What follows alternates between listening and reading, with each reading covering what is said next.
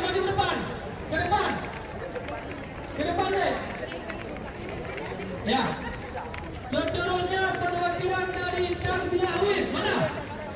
Selaku koordinator lapangan, apa yang kami lakukan hari ini tidak ada yang namanya intervensi dari pihak manapun, dan kami tidak ada yang namanya dorongan atau membohongi massa.